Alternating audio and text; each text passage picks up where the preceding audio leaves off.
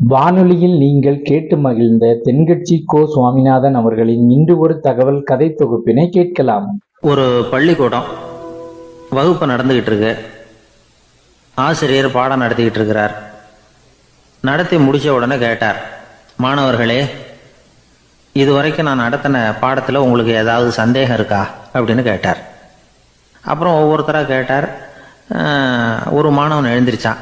Sir, எனக்கு சந்தேகம் எதுவுமே இல்லைன்னா. ஏன்னு கேட்டார். ஏன்னா எனக்கு நீங்கள் நடத்தின பாடம் தெளிவாக புரிஞ்சுட்டுது, அதனால் சந்தேகம் வரலன்னா. இன்னொரு மாணவன் எழுந்திருச்சான். சார், எனக்கும் சந்தேகம் எதுவும் இல்லைன்னா. ஏண்டான்னு கேட்டார். ஏன்னா எனக்கு நீங்கள் நடத்தின பாடம் எதுவுமே புரியல, அதனால் சந்தேகம் வரல அப்படின்னா. இந்த இடத்துல நாம் கொஞ்சம் சிந்திச்சு பார்க்கணும். இந்த உலகத்தில் எல்லாம் புரிஞ்ச ஒருத்தனுக்கும் சந்தேகம் வராது, எதுவுமே புரியாத ஒருத்தனுக்கும் சந்தேகம் வராது. அறகுறையாக புரிஞ்சுக்கிட்டவன் இருக்கான் பாருங்க, அவனுக்கு தான் அடிக்கடி சந்தேகம் வரும். ஆக மாணவர்களை இந்த 3 வகையாக பிரிக்கலாம். அதே மாதிரி தான் மனிதர்களையும் 3 வகையாக பிரிக்கிறாங்க ஆன்மீகவாதிகள்.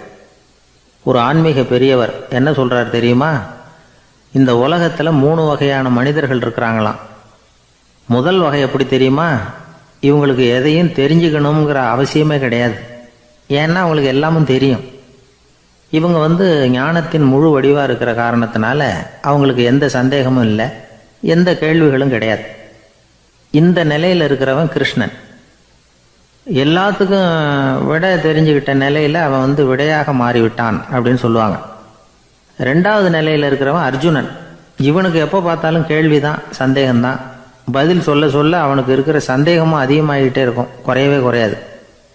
அர்ஜுனன் மாதிரி உள்ளவங்க எப்பவும் கேள்வி கேட்டுக்கிட்டே இருப்பாங்க. ஒரு கேள்விக்கு விட கிடைச்சுட்டுன்னு வைங்க, உடனே இன்னொரு கேள்வி அவங்ககிட்ட இருந்து வரும். கிருஷ்ணனுடைய நிலை எப்படின்னா அது கேள்விகளே அற்ற ஒரு நிலை. அர்ஜுனனுடைய நிலை எப்படின்னா அது கேள்விகளை தவிர வேறு எதுவும் அற்ற ஒரு நிலை. இவங்களை தவிர இன்னொரு ஆள் இருக்கிறான், அவனுக்கும் கேள்விகள் அற்ற ஒரு நிலை தான். அவன் யாருன்னா துரியோதனன். இவனுக்கு தெரிஞ்சுக்கணுங்கிற எண்ணமே சுத்தமாக கிடையாது. ஆவலே இல்லைங்கிறதுனால அதை புரிஞ்சுக்கணுங்கிற அவசியமும் இல்லை. அதனால் அவனுக்கு கேள்விகள் அற்ற ஒரு நிலையில் அவன் இருந்துக்கிட்டு இருக்கிறான். எல்லா பதிலும் தெரிந்து கொண்ட நிலையில் கிருஷ்ணனும் கேள்விகள் அற்ற நிலையில் இருக்கிறான். தெரிஞ்சுக்கணுங்கிற ஆவலே இல்லாத துரியோதனனும் கேள்விகள் அற்ற நிலையிலே இருக்கிறான். இப்படியும் இல்லாமல் அப்படியும் இல்லாமல் 2ம் கெட்ட நிலையில் இருக்கிறானே, அவன் தான் அர்ஜுனன். அதனால் பெரியவங்கள்லாம் என்ன சொல்கிறாங்கன்னா, இந்த உலகத்தில் அர்ஜுனன்களாக இருக்கிறவங்க ஒன்று துரியோதனனாக மாறிடணும், இல்லைன்னா கிருஷ்ணனாக மாறிடணும். இதை தவிர வேற வாய்ப்பு இல்லை. துரியோதனன் மாதிரி உள்ளது விலங்கு நிலை, கிருஷ்ணன் மாதிரி உள்ளது தெய்வ நிலை. அர்ஜுனன் விலங்காவும் ஆக முடியல, தெய்வமாகவும் ஆக முடியல. இப்படி 2ம் கெட்டானா இருக்கிற வரைக்கும் இந்த கேள்விகளும் பிரச்சனைகளும் இருந்துக்கிட்டே தான் இருக்கும். இதுதான் பெரியவர்கள் சொல்லுகிற அனுபவ உண்மை. ஒரு ஆசிரியர் ரொம்பவும் விரிவாக விளக்கமாக பாடம் நடத்தின பிறகு, மாணவர்களே, ஏதாவது சந்தேகம் இருந்தால் கேளுங்கன்னாராம்.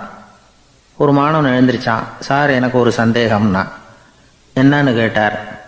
இது வரைக்கும் என்ன பாடம் சார் நடத்துனீங்க அப்படின்னா அந்த பையன். அர்ஜுனன் கேட்ட கேள்விக்கெல்லாம் பகவான் கண்ணன் பதில் சொன்னார். அதுக்கு பேர் பகவத்கீதை. அதே மாதிரி உத்தவன் கேட்ட கேள்விக்கும் அவர் பதில் சொல்லியிருக்கிறார். அதுக்கு என்ன பேருனா உத்தவ கீதைன்னு பேர். அது சரி, உத்தவன்னா யார்? கண்ணனுக்கு சின்ன வயசுலேருந்தே தேர் ஓட்டிக்கிட்டு இருந்தவன் அவன் தான். குருஷேத்திர போர் முடிஞ்சது. அதர்மத்தை அழித்து தர்மத்தை நிலைநாட்டி தர்மனுக்கு முடிச்சு விட்டினார் கண்ணபிரான். அதுக்கப்புறம் துவாரகைக்கு திரும்பினார். தான் வந்த காரியம் முடிஞ்சது. அதனால் இளமையிலிருந்தே தனக்கு தேரோட்டியாக இருந்து வந்த உத்தவனை கூப்பிட்டார். இதை பாருப்பா, உனக்கு வேணுங்கிறத கேளுன்னார்.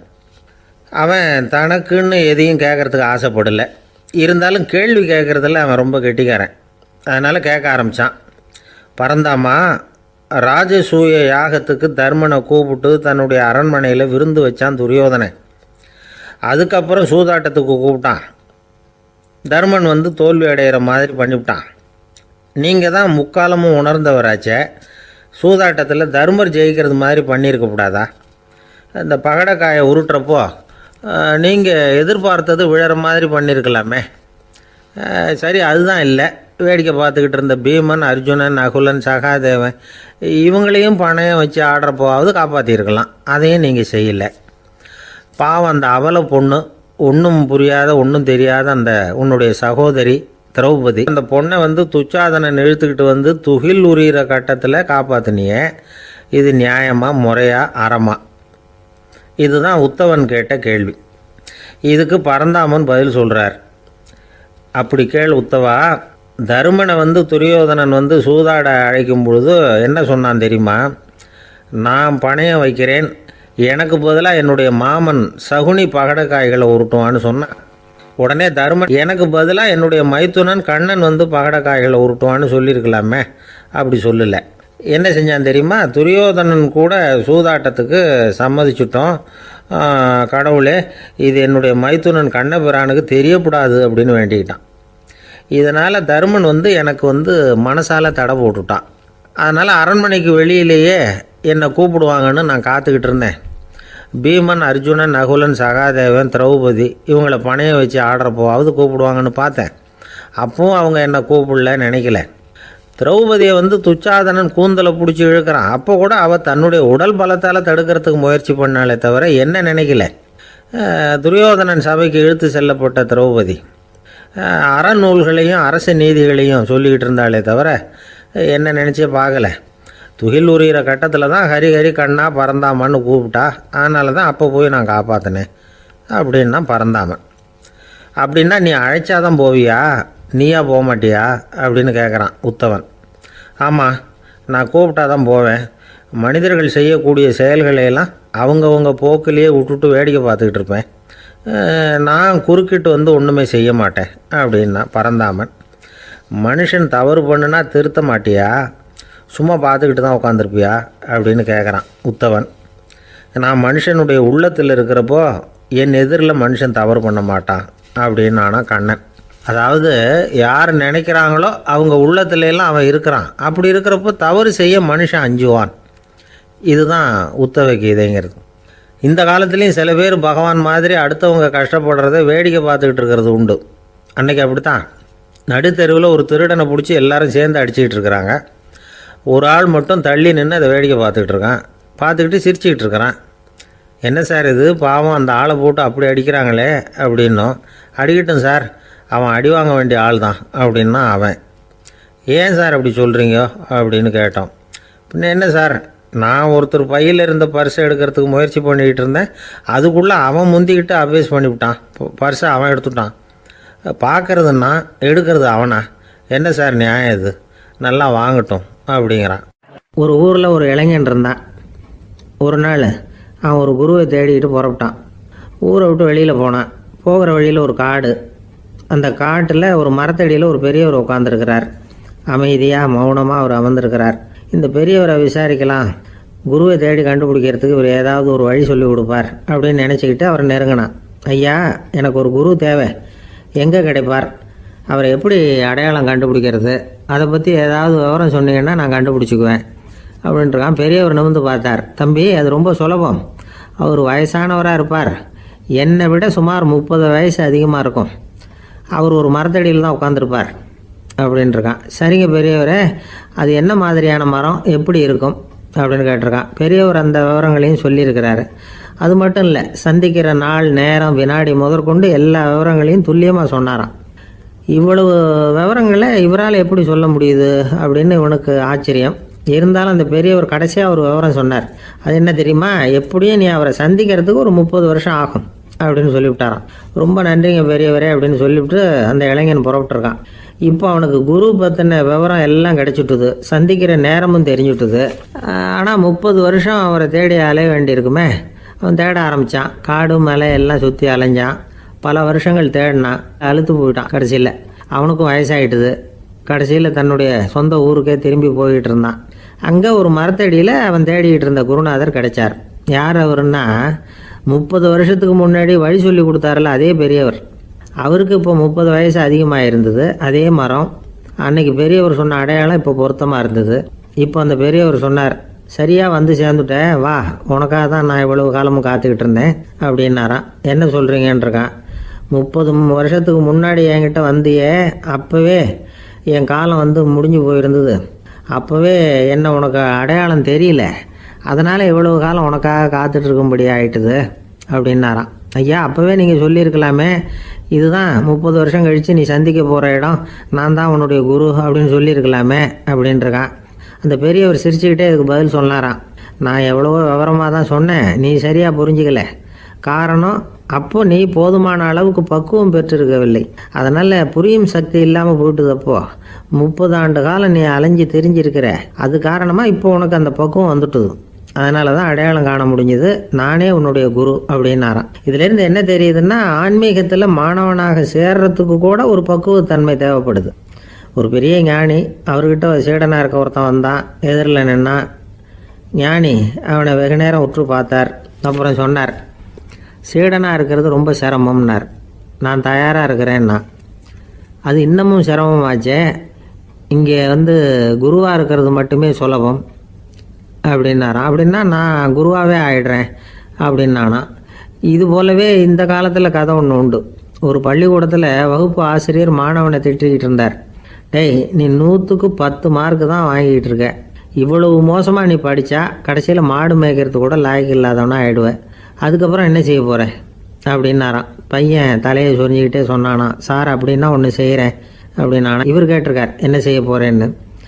வேற என்ன சார், உங்களை மாதிரி ஒரு ஆசிரியர் ஆகிடுறேன் அப்படின்னானா. உங்கள் பையன் எப்படி சார் இருக்கான் அப்படின்னு விசாரித்தார் ஒருத்தர். அவன் என்ன சார், எதை சொன்னாலும் காதில் வாங்க மாட்டேங்கிறான், அவன் பாட்டுக்கு போகிறான் வர்றான் அப்படின்னு சொல்லி அழுத்துக்கிட்டார் அப்பா. பெரியவங்க சொல்கிறத சின்ன பிள்ளைங்க கேட்கறது இல்லைங்கிறது ஒரு குறை. பெரியவங்க சொல்கிறது சின்ன பிள்ளைங்க காதிலேயே விழறது இல்லைங்கிறது ஒரு குறை. இது கொஞ்சம் சீரியஸான விஷயம், கவனித்து பார்க்கணும். ஒரு குழந்தைக்கு காது சரியாக கேட்குதா இல்லையா அப்படிங்கிறத நாம் தான் கவனித்து பார்த்து கண்டுபிடிக்கணும். அதுவாக நம்மக்கிட்ட தவழ்ந்து அப்பா எனக்கு காது கேட்கல, அழைச்சிட்டு போங்க டாக்டர்கிட்ட அப்படின்னுலாம் சொல்லிகிட்டு இருக்காது. அது சரி, ஒரு குழந்தைக்கு காது சரிவர கேட்குதா இல்லையா அப்படிங்கிறத முன்கூட்டியே நாம் தெரிஞ்சுக்கிறது எப்படி? அதுக்கு சில வழி இருக்குது.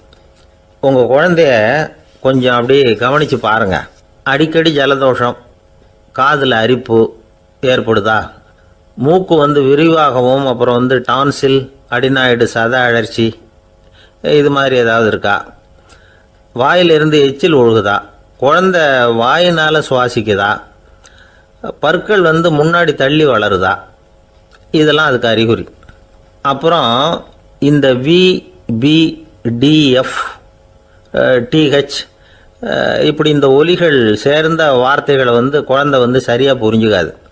இப்போ உதாரணத்துக்கு பட்டுன்னு சொல்லு குழந்தை அப்படின்னீங்கன்னா அது கட்டுன்னு சொல்லும். அதாவது பட்டு சவுண்டை அதால் புரிஞ்சுக்க முடியல. அப்புறம் உங்கள் குழந்தை உங்களை உறக்க பேச சொல்கிறானா, அடிக்கடி கேள்வி கேட்குறானா, சாப்பிட்றப்போ கவனம் இல்லாமல் இருக்கானா, படிப்பில் போதுமான முன்னேற்றம் இல்லையா, வகுப்பில் சரியாக கவனிக்கிறது இல்லையா, இப்படிலாம் இருந்தால் ஆரம்பத்திலேயே டாக்டர்கிட்ட அழைச்சிட்டு போய் சிகிச்சையை ஆரம்பிச்சுடலாம், குணப்படுத்தி விடலாம். குழந்தைக்கு காது சரியாக கேட்கலன்னா நீங்கள் செய்ய வேண்டியது என்ன தெரியுமா? அவனுக்கு காது கேட்கலேங்கிறதுக்காக அவன் முன்னாடி சத்தம் போட்டு பேசக்கூடாது. மெதுவாக சீராக பேசணும், அவனை பார்த்து பேசணும். உங்கள் உதட்டு அசைவுகள் அவனுக்கு உதவும், அதை பார்த்தே புரிஞ்சுக்குவான். நீங்கள் வாயில் வெத்தலை பாக்கு போட்டுக்கிட்டோ புகை பிடிச்சிக்கிட்டோ பேசக்கூடாது. அப்படி பேசினா அவனால் அந்த உச்சரிப்பை சரியாக புரிஞ்சிக்க முடியாது. ஒரு வார்த்தையை சொல்கிறீங்க, அவனுக்கு புரியல அப்படின்னா அதே வார்த்தையை மறுபடியும் சொல்லணும்.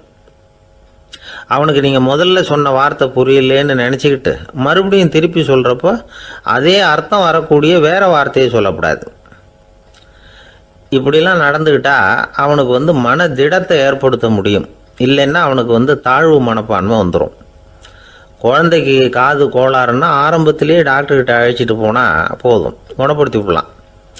அப்புறம் பார்த்துக்கலாமே அப்படின்னு அலட்சியமாக இருந்துட்டா தான் கஷ்டம்.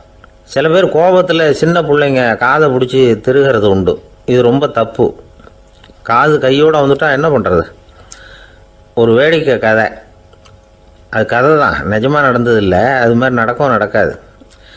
ஒரு வேடிக்கைக்காக சொல்லப்படுற கதை. அதாவது ஒரு வீட்டில் அப்பா அம்மாவை பார்த்து சொல்லிகிட்டு இருக்கார், இதை பாரு, நாளைக்கு காலையில் என்னை சீக்கிரம் எழுப்பி விட்ரு, நான் செங்கல்பட்டு வரைக்கும் போயிட்டு வர வேண்டியிருக்கு அப்படின்னாராம். இதை அவங்க பையன் காதில் வாங்கிட்டு இருக்கான். அப்பாவுக்கு சிரமம் வேண்டாமே அப்படின்னு நினச்சி அவனே காலையில் யாருக்கும் தெரியாமல் எழுந்திரிச்சு புறப்பட்டு செங்கல்பட்டுக்கு போட்டான். சாயந்தரமாக திரும்பி வந்தான். அப்பா பையனை காணாமல் அலமோதிக்கிட்டு இருக்கிறார். சாயந்தரமாக பையனை பார்த்ததும் எங்கடா போயிட்டு வந்தேன்னு கேட்டார் கோவமாக. செங்கல்பட்டுக்கு போயிட்டு வந்தேன்ப்பா, நீ வேணா அலைய வேண்டாமேன்னு அப்படின்னா. எதுக்கடா போனேன்னு அதட்டினார். அதான்ப்பா நீ நேற்று வந்து அம்மா கிட்ட சொல்லிக்கிட்டு இருந்த, அதை காதில் வாங்கினேன், உனக்காக நான் போயிட்டு வந்தேன் அப்படின்னா. உடனே எந்த காதில் வாங்கினேன் அப்படின்னு சொல்லி காதை பிடிச்சி திருகினார். அந்த காது கையோடு வந்துட்டுது. இது நடந்து கொஞ்ச நாள் கழித்து அந்த அப்பாவும் பையனும் கடத்தெருவில் போய்கிட்டு இருக்கிறாங்க. எதிரில் ஒரு நாய் ஓடி வந்தது. அதுக்கு 2 காதும் இல்லை. என்ன இது, இந்த நாய்க்குட்டிக்கு 2 காதும் இல்லை அப்படின்னார் அப்பா. அதுக்கு பையன் சொல்கிறான், அப்பா அது 2 தடவை செங்கல்பட்டுக்கு போயிட்டு வந்துடுவோம் அப்படின்னானா. ஒரு ஊரில் ஒரு மன்னர் இருந்தார். அழகான அரண்மனையில் அவர் இருந்தார். அந்த அரண்மனையை விட அழகாக ஒரு மாளிகையை அந்த ஊர்லேயே வேற ஒருத்தன் கட்டியிருந்தான். அப்படி கட்டி முடித்ததில் அவனுக்கு ரொம்ப பெருமை. எத்தனையோ செல்வந்தர்கள்லாம் வந்து பார்த்துட்டு, இந்த மாளிகையை விலைக்கு கொடுத்துட்றியா, எவ்வளவு விலை சொன்னாலும் சரி நாங்கள் வாங்கிக்கிறதுக்கு தயாராக இருக்கோம் அப்படின்னு சொல்லி கேட்டு பார்த்துட்டாங்க. நான் இதை விற்கிறதுக்கு தயாராக இல்லை அப்படின்னு சொல்லிவிட்டான். அவ்வளவு சிறப்பாக கலை அம்சத்தோடு அதை கட்டி முடிச்சிருக்கிறான். அதுவே ஒரு பெரிய அரண்மனை மாதிரி இருந்ததுன்னா பார்த்துங்களேன். சுற்றிலும் அழகான பூந்தோட்டம். ஒரு நாள் அவன் எங்கேயோ வெளியூர் போயிட்டு திரும்பி வந்துக்கிட்டு இருக்கிறான். அப்போது அந்த மாளிகை தீப்பெட்டி எரிஞ்சிக்கிட்டு இருக்கு. பதறி போட்டான். விலைக்கு கேட்டவங்க யாராவது இதை செஞ்சுருக்கணும், இல்லைன்னா மன்னரே செய்த சதியே என்னவோ, இப்படிலாம் அவனுக்கு சந்தேகம். ஒரு மூலையில் உட்காந்து அழ ஆரம்பிச்சிட்டான். அந்த சமயத்தில் அவனுடைய மகன் அங்கே ஓடி வந்தான். அப்பா அழாதீங்க, இதை நான் நேற்று ராத்திரியே நம்ம ஊர் மன்னருக்கு விற்றுட்டேன். இதை கட்டி முடிக்க நமக்கு எவ்வளவு செலவாச்சோ அதை போல் 3 மடங்கு விலைக்கு விற்றுட்டேன், கவலைப்படாதீங்க. இதை விட அழகான மாளிகையை நாம் புதுசாக கட்டிக்கலாம்னா. இதை கேட்டதும் அழுதுகிட்டு இருந்தவன் அழுகையை நிறுத்தினான், சிரிக்க ஆரம்பிச்சிட்டான். இதே இடத்த நான் வந்து மன்னர்கிட்ட இருந்து விலைக்கு வாங்குவேன், இதை விட அழகான மாளிகையை கட்டுவேன் அப்படின்னு சுற்றி நின்று எல்லார்கிட்டையும் சொல்லிக்கிட்டு இருந்தான். இந்த சமயத்தில் அவனோட இளைய மகன் ஓடி வந்தான். அப்பா அண்ணன் சொன்னதெல்லாம் சரிதான், மன்னர்கிட்ட விலை பேசினதெல்லாம் உண்மைதான், ஆனால் விற்றது பேச்சு அளவில் தான். இனிமே தான் பத்திரம் வாங்கணும், எழுதணும், நீங்கள் கையெழுத்து போடணும், பதிவு பண்ணணும், மன்னர்கிட்ட பணம் வாங்கணும். அதுக்காகத்தான் உங்களை எதிர்பார்த்துக்கிட்டு இருந்தோம். அதுக்குள்ளே இப்படி ஆயிட்டுதுன்னா. இப்போ சிரிச்சுக்கிட்டு இருந்தவன் சிரிப்பை நிறுத்தினான். மறுபடியும் குழந்தை மாதிரி அழ ஆரம்பிச்சிட்டான். இது ஒரு சம்பவம். இதிலிருந்து என்ன தெரியுது? அந்த அழகான மாளிகை தன்னுடையது அப்படின்னு நினைக்கும் பொழுது அவனுக்கு அழுகை வந்தது. அது தன்னுடையது இல்லை அப்படின்னு நினைக்கிற போது சிரிப்பு வந்தது. மறுபடியும் அது தன்னுடையது தான் அப்படிங்கிற உணர்வு வரும்பொழுது அழுகை. எது எதிலிருந்து நீ நீங்கி இருக்கிறாயோ அது அதிலிருந்து உனக்கு துன்பம் இல்லை அப்படிங்கிறார் திருவள்ளுவர். இந்த உடம்பு என்னுடையதில்லை அப்படிங்கிற உணர்வு வந்துட்டா அது ஒரு பெரிய நிலை. அந்த நிலை வந்து வரணும். எல்லாத்தையும் பயன்படுத்திக்கலாம், ஆனால் பற்றில் விழுந்துடக்கூடாது. உலகத்தில் இருங்கள், ஆனால் உலகத்தவராக இருக்காதீர்கள். உலகிற்குள் இருங்கள், உலகம் உங்களுக்குள் வந்துவிட அனுமதிக்காதீர்கள். விலகி இருங்கள், விழித்திருங்கள், மௌனமாய் பார்த்திருங்கள் அப்படிங்கிறது சான்றோர் கருத்து. செய்ய வேண்டிய கடமையிலிருந்து விலகி இருக்கிறவர்கள் நம்மகிட்ட நிறைய பேர் உண்டு. அப்படிப்பட்ட ஒருத்தர் டாக்டர்கிட்ட போனார். டாக்டர், நான் ஒரு கவர்மெண்ட் ஆஃபீஸில் வேலை பார்க்குறேன், எனக்கு ஒரே அசதியாக இருக்குது, என்னை சோதிச்சு பாருங்கள், ஆலோசனை சொல்லுங்கள் ஏதாவதுன்னார். டாக்டர் அவரை பரிசோதனை பண்ணி பார்த்துட்டு சொன்னார், இதோ பாரு, உனக்கு இப்போ தேவைப்படுறது முழு ஓய்வு. நீ எவ்வளவு சீக்கிரமாக ஆஃபீஸுக்கு போறியோ அவ்வளவுக்கு உனக்கு நல்லது அப்படின்னாராம். இந்த காலத்து புள்ள ஒருத்தன் தன்னோட அப்பாவை பார்த்து சொன்னான், அப்பா நான் உனக்கு உதவி செய்யலாம்னு நினைக்கிறேன், என்ன உதவி செய்யணும்னு சொல்லு அப்படின்னா. நீ சும்மா இருந்தால் அதுவே எனக்கு செய்கிற பெரிய உதவிடா அப்படின்னார் அப்பா. சும்மா இருக்கிறதும் ஒரு உதவி தான், அது மாதிரி மௌனமும் ஒரு சமூக சேவை தான் அப்படிங்கிறார் காஞ்சி பெரியவர். நமக்கு 5 புலன்கள் இருக்குது, மெய், வாய், கண், மூக்கு, செவி. இந்த 5லேயும் அதிகப்படியான வேலை எதுக்குன்னு நினைக்கிறீங்க? வாய்க்கு தான். ஏன்னா அதுக்கு 2 வேலை. இப்போ கண்ணுக்கு பார்க்குறது மட்டும்தான் வேலை, காதுக்கு கேட்குறது மட்டும்தான் வேலை, மூக்குக்கு வாசனை அறியறது தான் வேலை, உடம்புக்கு உணர்றது மட்டும்தான் வேலை. ஆனால் வாய் அப்படி இல்லை. அதுக்கு 2 வேலை, சாப்பிட்றதும் அதுதான், பேசுகிறதும் அதுதான். அதாவது வாய் ஒன்று தான் கர்மேந்திரியமாகவும் இருக்குது, ஞானேந்திரியமாகவும் இருக்குது அப்படின்னு சொல்லுவாங்க. சாப்பாட்டில் உட்காந்தா எந்தெந்த ஆகாரம் என்னென்ன ருசின்னு அறிவிக்கிற வேலையும் செய்யுது. சபையில் உட்காந்தா பாடுறது, பேசுறது, சிரிக்கிறது, இது மாதிரியான வேலையும் செய்யுது. இன்னொரு வித்தியாசம், கண்ணு காது மூக்கெல்லாம் ஸ்ட்ரெயின் பண்ணிட்டு வேலை செய்கிறதில்ல. ஒரு ரோஜா பூவை பார்த்தா உடனே மூக்கு அப்படியும் இப்படியும் அசைய ஆரம்பிக்கிறதில்ல. ஒரு சங்கீதத்தை கேட்ட உடனே காது ஆட ஆரம்பிக்காது. ஆனால் வாய் அப்படி இல்லை, அது பேசினாலும் சரி சாப்பிட்டாலும் சரி அசைஞ்சு தான் ஆகணும். ஆக மற்றதை விட வாய்க்கு வேலை ஜாஸ்தின்னு தெரியுது. சாப்பிட்றது, பேசுறது அப்படின்னு 2 காரியம் அதுக்கு. இப்படி 2 காரியம் இருக்கிறதுனால அது 2ஐயும் பாதியாக குறைச்சிக்கணுங்கிறது கடவுள் அபிப்பிராயமாக இருக்கணும் அப்படிங்கிறார் காஞ்சி பெரியவர். ஆனால் இப்போ நாம் அப்படியா நடந்துக்கிறோம்? அதுக்கு நேர்மாறாக நடந்துக்கிறோம். நாம் சாப்பிட்றதும் அதிகம், பேசுகிறதும் அதிகம். 2 வேலையையும் தேவைக்கு அதிகமாகவே செய்கிறோம். வாய் தான் ரொம்ப ஓவர் ஒர்க்குடு. அதுக்கு ஓய்வு கொடுத்தா உடம்பும் நல்லாயிருக்கும், உலகமும் நல்லாயிருக்கும். மௌன விரதம் இருக்கிறதெல்லாம் எதுக்காக நினைக்கிறீங்க? இதுக்காக தான். இந்த காலத்தில் மௌனமாக இருக்கிறவங்கெல்லாம் மகத்தான தொண்டு செய்கிறாங்க அப்படின்னு தான் சொல்லணும். சத்தம் அதிகமாக போய் தான் சவுண்டு பொல்யூஷன் வருது. அது மட்டும் இல்லை, மௌனமாக இருந்தால் சண்டை சச்சரவே வராது. மௌனம் கலக நாஸ்தி. ஆக இதுவும் ஒரு சமூக சேவை தான். நமக்கு தான் வாய் இருக்குதுங்கிறதுக்காக வசமாக சாப்பிட்றதும் தப்பு, வளவளன்னு பேசுகிறதும் தப்பு.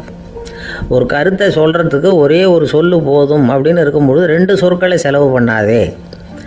எவ்வளவு சொன்னாலும் அதனால் ஒரு பயனும் விளையாது அப்படின்னு தெரிய வருமேயானால் அந்த ஒரு சொல்லையும் விரயம் பண்ணாதே அப்படிங்கிறார் ஒரு அறிஞர். எல்லா குணங்கள்லேயும் மௌனம்தான் சிறந்தது அப்படிங்கிறார் ஒருத்தர். மௌனமாக இருக்கிறது மூலமாக மற்றவர்கள் குறைகளை நம்மளால் தெரிஞ்சிக்க முடியும். அதே சமயத்தில் நம்மக்கிட்ட இருக்கிற குறைகளை மற்றவங்களுக்கு தெரியாமல் மறைச்சிக்கவும் முடியுங்கிறார் அவர். உண்மைதானே? ஒரு பெரிய மேடை பேச்சாளர், பொது வாழ்க்கையில் 25 வருஷ காலமாக ஈடுபட்டிருக்கிறவர். அவர் மனைவி ஒரு நாள் சொன்னாங்க, எங்கள் வீட்டுக்காரர் 25 வருஷ காலமாக பொது வாழ்வில் ஈடுபட்டிருந்தா கூட இந்த மாதம் 10ஆம் தேதியிலேருந்து தான் மக்களுக்கு சேவை செய்ய ஆரம்பிச்சிருக்கார் அப்படின்னு நாங்கள் ரொம்ப பெருமையாக. 10ஆம் தேதிக்கு அப்படி என்ன விசேஷம் அப்படின்னு கேட்டோம். அன்னையிலேருந்து தான் அவர் மேடையில் பேசுகிறத நிறுத்தினார் அப்படின்னாங்க அந்த அம்மா. விவசாயிகள் அவங்க விவசாயம் முன்னேறி இருக்கிற அளவுக்கு விவசாயிகளுடைய வாழ்க்கை தரம் முன்னேறலை. அந்த அளவுக்கு அவர்கள் நாட்டுக்காக உழைச்சிக்கிட்டு இருக்கிறாங்க. அந்த காலத்திலே அதை பற்றி ஒரு கதை சொல்கிறது உண்டு. ஒரு வயசான ஆள் நிலத்தில் ஏறு ஊதுகிட்டு இருந்தாராம். கிழிஞ்சு போன ஒரு சின்ன துண்டை தான் இடுப்பில் கட்டியிருந்தாராம்.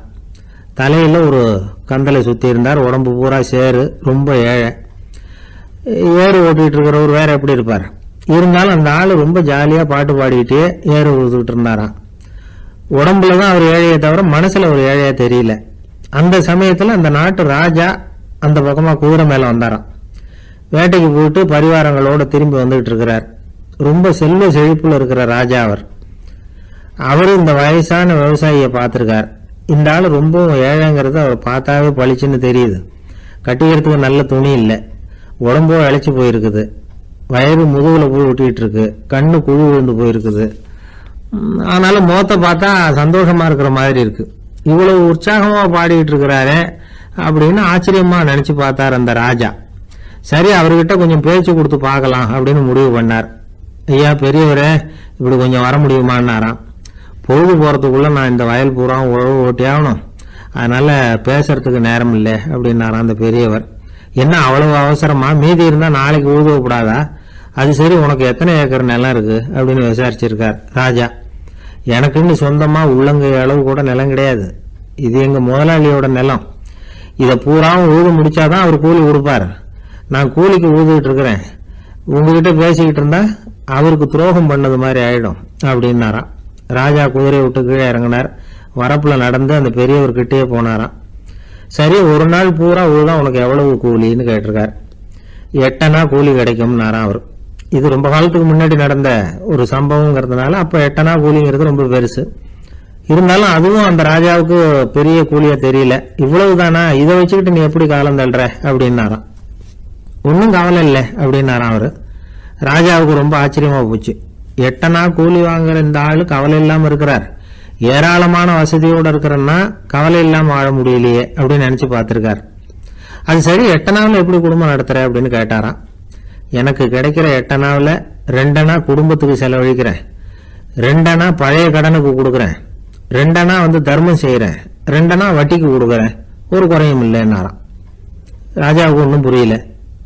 எனக்கு ஒன்றும் புரியலேன்னு இருக்காரு. ஐயா, எனக்கும் என் மனைவிக்கும் 2 அணா செலவாகுது. வயசான அம்மா அப்பா இருக்கிறாங்க, சின்ன வயசுல என்னை காப்பாத்தினவங்க அவங்க. அந்த கடனுக்கு 2 அணா செலவாகுது, அது பழைய கடன்.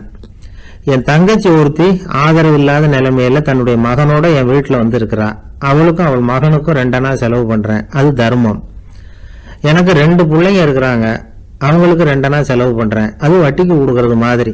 பிற்காலத்துல அவங்க எங்களை காப்பாத்துவாங்க. அந்த வகையில நான் திருப்தியோட வாழ்ந்துகிட்டு இருக்கிறேன் அப்படின்னாராம். ராஜாவுக்கு அர்த்தம் புரிய ஆரம்பிச்சுதான். அந்த பெரிய நிலத்தை விலை கொடுத்து வாங்கி அந்த பெரியவருக்கே தானமா கொடுத்துட்டாராம். இப்போ ஊழவருக்கே நிலம் சொந்தமாயிட்டுது. அன்னையிலிருந்து அரசனுக்கும் ஆறுதல் கிடைச்சுதான். இப்படி ஒரு கதை சொல்லுவாங்க. 8 அணா வருமானத்தை வச்சுக்கிட்டு எப்படி காலத்தை தள்ளுறதுன்னு சொல்றதுக்காக இந்த கதையை சொல்றதாக யாரும் தப்பா நினைச்சுக்க கூடாது.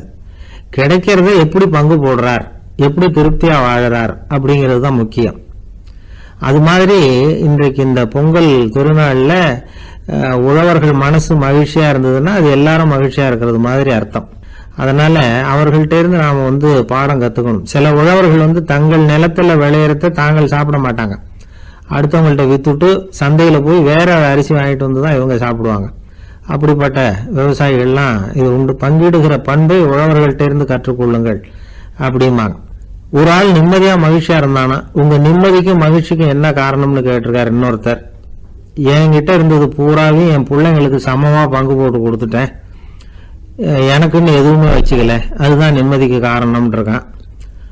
உங்ககிட்ட இருந்தது எவ்வளவு இருந்தது அப்படின்னு கேட்டிருக்காரு அவரு. மொத்தமா ஒரு 50,000 ரூபாய் இருக்கும் அப்படின்னு இருக்கான். அவ்வளவும் பணமாவே இருந்ததா அப்படின்னு கேட்டிருக்காங்க அவங்க. இல்லைங்க, அவ்வளவும் கடன், அதைதான் பிரிச்சு கொடுத்துருக்கேன் பிள்ளைங்க கிட்ட அப்படின்னு நானும். அவன் ஒரு ஆள் இருந்தான், நிறைய பணம் சம்பாதிச்சான், ஆனா செலவு பண்ண மனசு வரல, கருமி. அவன் என்ன பண்ணா, சேர்த்த பணம் பூராவையும் ஒரு மரத்தடியில புதைச்சி வச்சிருந்தான். வாரத்துக்கு ஒரு தடவை அந்த மரத்தடிக்கு வருவான், புதைச்ச இடத்த ஆவலோட பார்த்துக்கிட்டு இருப்பான், அதுக்கப்புறம் போயிடுவான். அவ்வளவுதான். ஒரு நாள் ஒரு திருடன் வந்தான், இவன் புதைச்சி வச்சிருந்ததெல்லாம் எடுத்துட்டு போட்டான். இது தெரிஞ்சு போச்சு. அந்த கருமி புலம்ப ஆரம்பிச்சிட்டான். இவன் புலம்பலை கேட்டதும் அக்கம் பக்கத்தில் இருந்தவங்க எல்லாம் ஓடி வந்தாங்க. என்ன விஷயம்னு விசாரிச்சாங்க. இவன் சொன்னான். ஒரு பெரியவர் கேட்டார், ஏப்பா வாரம் இந்த இடத்த பார்க்கறதாக சொன்னியே, எப்போவாவது இதில் இருக்கிற பணத்தை எடுத்து செலவு பண்ணியிருக்கியா அப்படின்னு கேட்டார். நான் அப்பப்போ அதை பார்க்கறது தான் வழக்கம், அதை தொட்டதே இல்லைன்னு அவன். சரி, அப்படின்னா இப்போவும் நீ அதே மாதிரி வாரம் ஒரு தடவை இந்த இடத்த பார்த்துட்டு போகலாமே அப்படின்னாராம் அந்த பெரியவர். அதுவும் சரிதானே, எவ்வளவு காலமானாலும் அவன் அந்த பணத்தை எடுத்து செலவு பண்ண போறதில்ல. அப்படி இருக்கிறப்ப உள்ளே பணம் இருந்தாலும் ஒண்ணுதான், இல்லாம போனாலும் ஒண்ணுதான். இதுல இருந்து என்ன புரியுதுன்னா, ஒருத்தர்கிட்ட இருக்கிற பணத்தை கொண்டு அவர் பணக்காரரா ஏழையா அப்படின்னு முடிவு செய்யறது சரியில்லை. அந்த செல்வத்தை அனுபவிக்கிற திறன், பயன்படுத்துகிற திறன், அதை வச்சு தான் அவர் ஏழையா பணக்காரரா அப்படிங்கிறத நிர்ணயம் பண்ணணும். அதுதான் சரி. செலவு பண்ண தெரியாதவன் சேகரம் பண்ணிகிட்டே இருக்கிறதுனால என்ன பிரயோஜனம்? தலைமுடியே இல்லாதவன் தாராளமாக சீப்புகளை வாங்கி சேகரம் பண்ணுறது மாதிரி தானே இது. சில சமயம் செலவு பண்ண நாம் தயாராக இருந்தால் கூட அந்த செல்வம் நமக்கு பயன்படுறதில்ல. அரேபியாவில் ஒரு நகை வியாபாரி விலை உயர்ந்த முத்துக்களை எல்லாம் அவர் வச்சு வியாபாரம் பண்ணிகிட்டு இருந்தார். அவர் ஒரு சமயம் ஒரு பாலைவனம் வழியா போயிட்டு இருக்கிறார் ஒட்டகத்துல.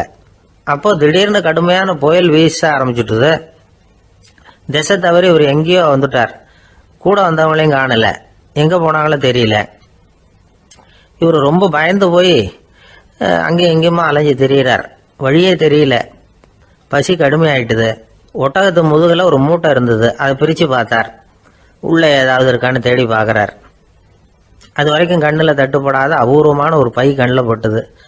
ஆஹா, அதில் ஏதாவது சாப்பிட்றதுக்கு இருக்கும் அப்படின்னு நினச்சி ஆவலாக அதை பிரித்து பார்க்குறார். அந்த பையில் விலை உயர்ந்த முத்துக்கள் நிறைய இருந்துதான். அப்போ தான் அவர் நினச்சாராம், விலை உயர்ந்த முத்துக்கள் கூட சாப்பிட்றதுக்கு உணவாக முடியாது அப்படிங்கிறத புரிஞ்சுக்கிட்டாராம். எந்த நேரத்தில் எது நமக்கு தேவையோ அது நமக்கு தாராளமாக கிடைக்கணும். அப்படி அது கிடைக்கிறதுக்கு நம்மகிட்ட இருக்கிற செல்வம் பயன்படணும். அது நமக்கும் பயன்படலாம், நம்ம மூலமா அடுத்தவங்களுக்கும் பயன்படலாம். அதுதான் செல்வத்தின் பயன். ஒரு மரத்தடியில் ஒருத்தன் உட்காந்து அழுதுகிட்டு இருந்தான். அந்த பக்கமா வந்த இன்னொருத்தன் ஏப்பா அழுதுகிட்டு இருக்கிறேன்னு கேட்டான். இந்த இடத்துல தான் பூமிக்கு அடியில் பணம் இருக்குது, புதைச்ச இடம் தெரியல, அதான் அழறேன் அப்படின்னா. நல்லா ஞாபகப்படுத்தி பாரு, எந்த இடத்துல புதைச்ச அப்படின்னு கேட்டான் இவன். அது எப்படி எனக்கு தெரியும், புதைச்சி வச்சிருக்கிறவன் நான் இல்லையே, எங்கள் எதிர்த்த வீட்டுக்காரன்